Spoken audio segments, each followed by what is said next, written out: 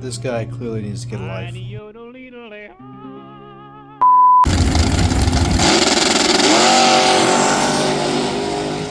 So on these tricky mulch blades, they've got some weird dimensions, you know. We got to clean them off first, get all this bulk off of here. It just makes it easier later whenever we go to balance them. We won't have to be balancing for material that wasn't taken off from built up grass, filth, dirt, whatever.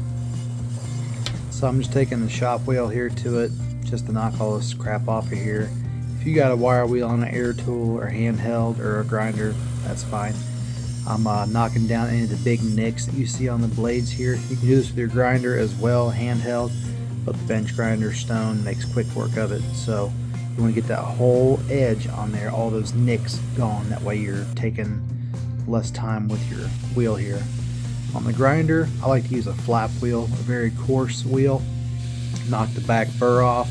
You'll notice I've got a little line here starting to show. Look below where I'm grinding. See how that guard is rubbing? I've got this horizontal line. I'm actually riding the guard on the blade, and that is what's keeping my angle so beautiful right here. You're wanting to not stay in one spot too long as to not heat and weaken the blade. I like to just go pass back and forth. If I see one spot that's heavy, you'll see me kind of dial in and just wiggle a little bit in one particular spot. Just try to keep it consistent. It's another reason that you're using the bench grinder to flatten all those nicks out. That way when you're making these passes, your passes are going to wear on this blade evenly as you're going through. Now, I don't like the grinding discs that are the composite, your actual stone wheels, because time you're done, you've just got that stone powder everywhere. These flap wheels actually do a great job, and I think they're safer. They do a better job on your actual finished grind. So that's what I do. And honestly, most of your focus needs to be here on the end of this blade, because on a lawnmower blade, it's only the outer few inches that actually do your cutting. The rest of the section here is a little arch section on these. These are what they call mulch blades. Those don't actually do your initial and pretty part of the cut. All those do is when your initial grass gets cut on the outer edge, the airflow in your deck is going to have the grass suspended in flight, and while it's up in the air as your blades are rotating, these higher sections that you see me hitting now, the mulching section, they just keep smacking the grass. Hence, a mulching blade is it keeps chopping up the grass. It doesn't change any of your finish on your grass. It doesn't change the way it looks in the time you're done. So you have to freehand this little goofy section, but it's okay because all your beauty from your cut comes from your main outer 3 inches here. And you see I hit the top here? No lawnmower blade should ever be sharp like a knife.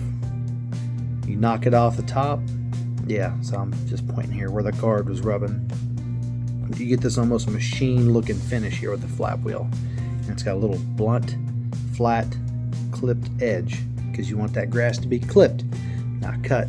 If you cut your grass, you get those little fingerlings. If you look at your grass really close, it looks just like my fingers. Okay, you get little bitty strings of the plant. Versus a flat edge you get when you actually clip a section of grass out. It's a very smooth, healthy cut. So I'm just kind of zooming in here, trying to show you the best view of this blade and how even it's been ground. Now the edge is nice and squared up. There's no crazy heat marks on here. You can see where my guard slid all the way up and down. I'm just showing you my posture here. I'm holding that.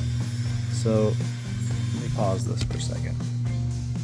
You see how I have this thing gripped, almost kind of like if you were trying to pick up a little ankle biter dog that's trying to attack your feet. You just kind of got it gripped. That's mean. I love dogs, but if you have one coming at you and you're gonna be holding it, that's how I'm holding the grinder. Very in control. So I'm in control of the grinder, and I've got my arms are nice and tight. That way I have control. It's not gonna bounce or jar. I'm just doing smooth actions. Knock the top off. Get any of the back burrs that there might be on there, and that's more just a cosmetic thing for me. So that's it. You just put them back on after they're balanced. And I didn't get a video of the balancing, but it's just literally a little wedge cone. You set the blades on there, and if one side's heavier, it means you have more weight. You just take it over to the grinder, knock a little bit off of the back edge, That's what I usually do. You're good to go.